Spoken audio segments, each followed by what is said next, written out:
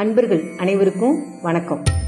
ஒரு காலத்தில் படிப்புங்கிறது வசதி படைத்தவங்களுக்கு மட்டுமே கிடைச்சிச்சு. ஏழைகளுக்கெல்லாம் அது எட்டா கனியாகவே இருந்துச்சு. நம்ம நாடு விடுதலை அடைஞ்ச பிறகும் கூட யாரும் படிக்க தயாராக இல்லை. பெத்த தாய் தகப்பையும் கூட பிள்ளைகளை ஸ்கூலுக்கு அனுப்ப மறுத்து வந்த காலகட்டத்தில் கட்டாயமாக பிள்ளைகளை ஸ்கூலுக்கு வர வச்சு சாப்பாடும் போட்டு படின்னு படித்து சொன்னாங்க.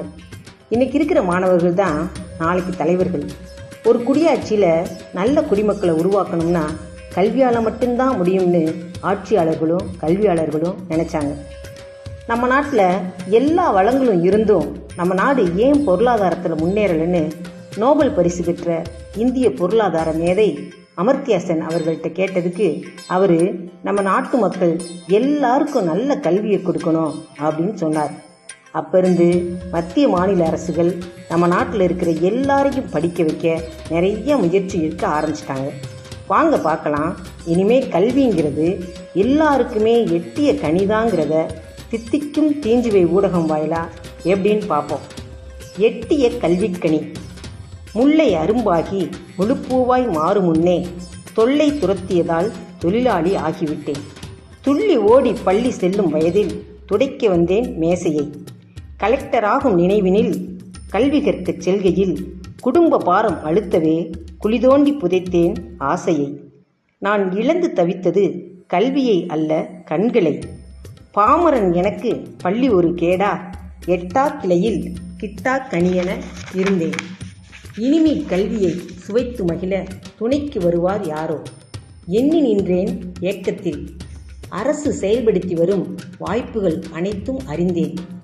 இடைநின்ற மாணவனும் இசைந்து கற்க இலவச கல்வி, வயது சான்றிதழ் இல்லாதவனும் வந்து கற்க கட்டாய கல்வி, ஏழை மாணவன் ஏற்றம் பெற ஏதுவாக முறைசாரா கல்வி, கடைநிலை மாணவனும் உயர்நிலை அடைய விருப்பக் கல்வி, தொலைவில் உள்ள மாணவனும் தொடர்ந்து படிக்க தொலைதூர கல்வி.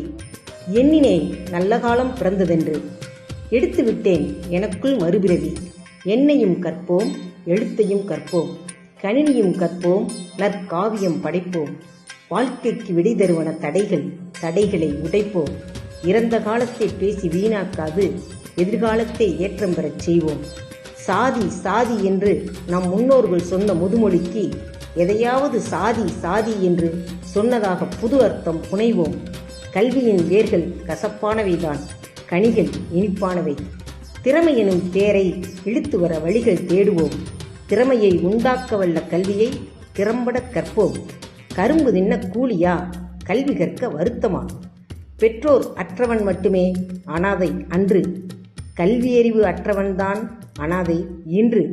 வாருங்கள், சுவாசிப்பதை நிறுத்தும் வரை வாசிப்பதை தொடர்வோம். இன்று இமை விழித்து கற்றால் நாளை இயல்பறிந்து நடக்கலாம். இந்தியாவின் எதிர்காலம் இளைஞர்கள் கையில் என்றார் இயற்கையின் தந்தை கலாம். நன்கு கல்வி கற்று நாமும் முன்னேறுவோம், நாட்டையும் முன்னேற்றுவோம். நன்றி. உங்களுடன் லினா.